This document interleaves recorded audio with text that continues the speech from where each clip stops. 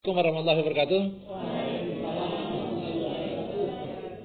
Para termana semantri sebagai ketua program studi yang saya hormati, Rabu Dr. Asti, ini kita gadang-gadang sebagai calon sekretaris.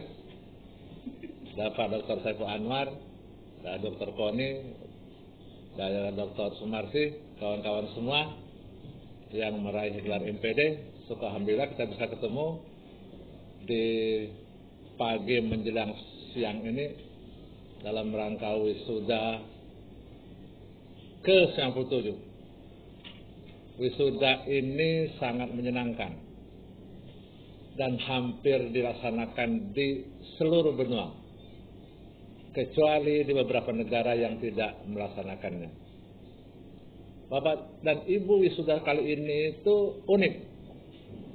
Tidak hanya pada era pandemi, tapi pada era digital yang makin masif, era VUCA, dan era disrupsi.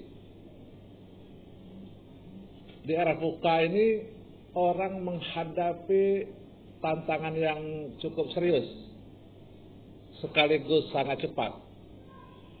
Dan karena begitu cepat, aneka perubahan itu menjadi tidak jelas lagi mana yang menjadi sebab dan mana yang menjadi akibat.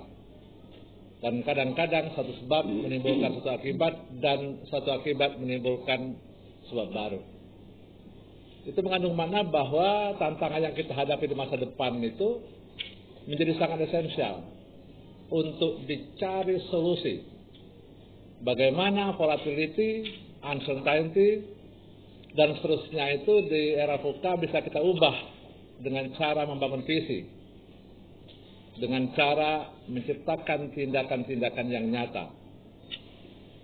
Kami dari Prodi S2 Pendidikan sangat senang sekali tahun ini, terutama wisuda kali ini bisa melahirkan cukup banyak orang yang harapannya bisa menjadi agen pembaru untuk mengubah realitas.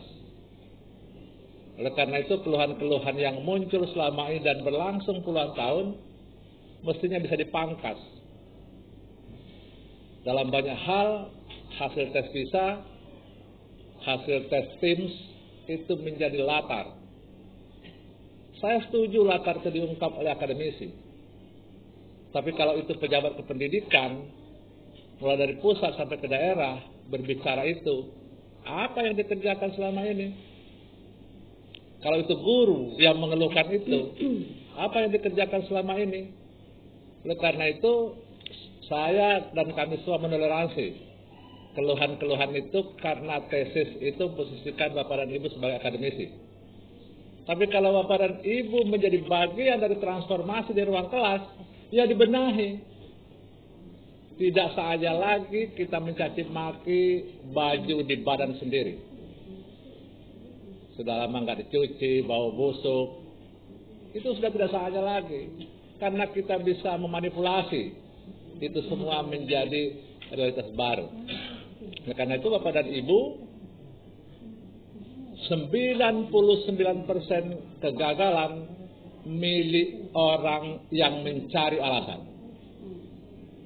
Sebaliknya 99% keberhasilan milik orang yang mencari solusi. Dengan demikian Bapak dan Ibu harus menggeser dari pola-pola mencari alasan, mencari alibi, ke pola-pola mencari solusi. Di ruang kelas, kompetisi Bapak dan Ibu untuk sebagian besar sekolah dosen melalui ujung-ujung pena. Tapi di masyarakat, kompetisi Bapak dan Ibu diukur dari kinerja nyata yang bisa ditampilkan. Kalau Bapak dan Ibu setelah lulus ini kebun sawit bertambah, mobil bertambah, rumah bertambah, itu bukan prestasi. Itu adalah penghasilan. Prestasi Bapak dan Ibu diukur dari apakah bisa memberikan sumbangsi untuk mendongkrak kinerja institusi paling tidak 2 atau 3 tingkat dari sekarang. Dan itu tantangannya. Bapak dan Ibu yang selama ini masih SPD atau selevelnya, nanti setelah kembali ke lapangan, orang akan melihat apakah ada nilai tambah yang bisa ditunjukkan. Oleh karena itu, Bapak dan Ibu harus berheutagogi. Heutagogi itu kesadaran belajar yang tumbuh dalam diri sendiri. Analoginya, kalau kita haus tidak diperintah oleh siapapun, kita ingat air. Dan kalau kita lapar tidak diperintah oleh siapapun, kita ingat makanan. Karena itu harus terus menjadi pembelajar. Kalau saya boleh menyarankan, jika suatu saat Bapak dan Ibu disuruh kepala sekolah atau diminta tolong oleh pengawas, oleh pejabat dinas untuk presentasi hal-hal tertentu di tempat tertentu, siapkan sedemikian rupa untuk menunjukkan bahwa Bapak dan Ibu benar-benar orang hebat. Jangan tampil setengah hati. Tampillah dengan cara prima atau tidak tampil sama sekali. Karena ini akan menjadi ukuran. Tidak hanya ukuran kapasitas alumni, tapi juga ukuran kemasteran kita. Dan yang tidak kalah pentingnya itu adalah sumber kepuasan. Karena orang-orang yang tampil di forum dengan tingkat keprimaan tertentu, itu melahirkan kepuasan tertentu dan itu tidak bisa diukur dengan apapun. Bapak dan Ibu, kemacetan itu selalu berakhir di extra mile perjalanan. Karena itu Bapak dan Ibu ketika menghadapi kesulitan, teruskan perjalanan itu. Karena tidak ada seorang pun yang bisa menghentikan orang yang tidak ingin berhenti berjalan. Dan tidak ada seorang pun yang akan bisa menghentikan orang yang tidak mau berhenti sebelum tiba. Dengan demikian maka semangat, ketekunan, kearifan itu menjadi keniscayaan. Dalam situasi yang paling sulit, Bapak dan Ibu jangan persoalkan berapa cepat atau lambat mencapai obsesi perbaiki institusi. Yang harus Bapak Ibu cemaskan adalah kekhawatiran berhenti sebelum mencapai itu. Padahal di balik perjalanan tersulit, di ujung perjalanan tersulit, itu selalu tersedia panorama alam yang indah, yang luasnya tanpa batas. Kata Albert Einstein itu, pada tingkat tersulit, tingkat kejeniusan manusia tidak diukur dari berapa skor inteligensi. Tingkat kejeniusan manusia pada situasi paling sulit diukur dari apakah yang bersangkutan bisa menyesuaikan diri dengan realitas. Dan tidak hanya menyesuaikan diri dengan realitas, tapi juga mengubah realitas. Tugas Bapak dan Ibu dan tugas kita semua nanti harus mengubah realitas. Karena itu maka ijazah yang kita miliki adalah sebuah simbol, tapi di balik simbol itu mestinya muncul makna yang luar biasa hebat, muncul makna yang oleh orang statistik sebagai makna yang signifikan. Dan itulah tantangannya. Bapak dan Ibu, kalau kita menyandang master itu nilainya multi.